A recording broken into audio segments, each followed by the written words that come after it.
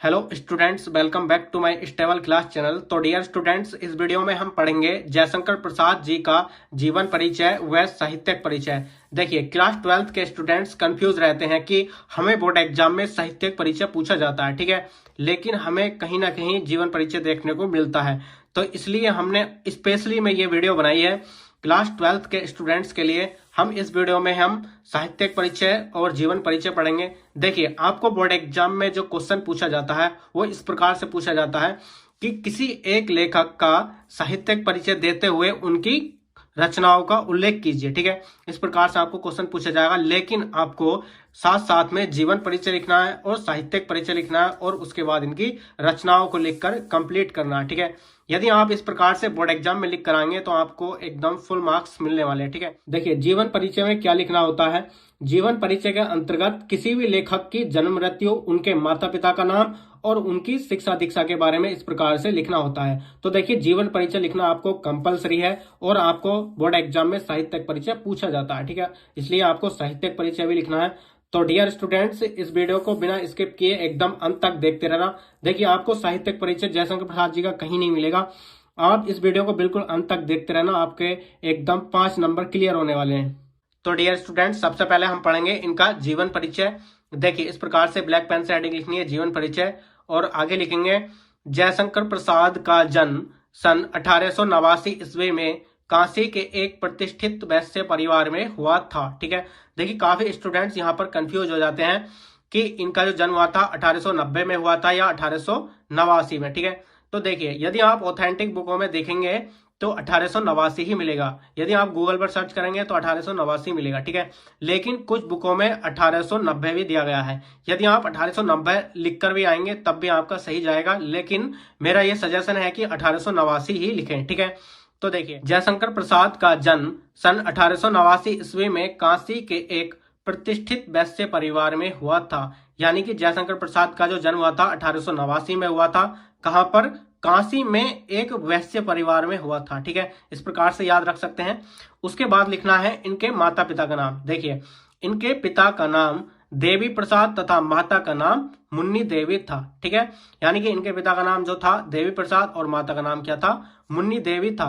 देखिए, आप board exam में इस प्रकार से बीच बीच में ब्लैक पेन का यूज कर सकते हैं, जैसे कि हमने यहाँ पर सन लिखी है सन 1889। इस प्रकार से इनके पिता और माता का नाम भी ब्लैक पेन से लिख सकते हैं, ठीक है। उसके बाद देखिए, ये तंबाकू के एक प्रसिद्ध व्यापारी थे, ठीक है। यानी कि ये जो है तंबाकू के एक प्रसिद्ध व्यापारी थे।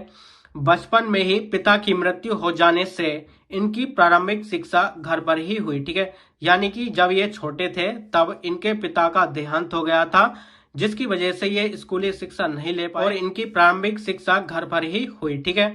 घर पर ही इन्होंने हिंदी, अंग्रेजी, संस्कृत, उर्दू, फारसी भाषा का गहन अध्ययन किया, ठीक है। यानी कि इन्होंने घर के स्वाध्याय से ही हिंदी, अंग्रेजी, संस्कृत, उर्दू, फारसी भाषा का गहन अध्ययन किया। यानी कि इन्होंने बहुत ही अच्छे तरीके से इन भाषाओं का अध्ययन किया, ठीक है।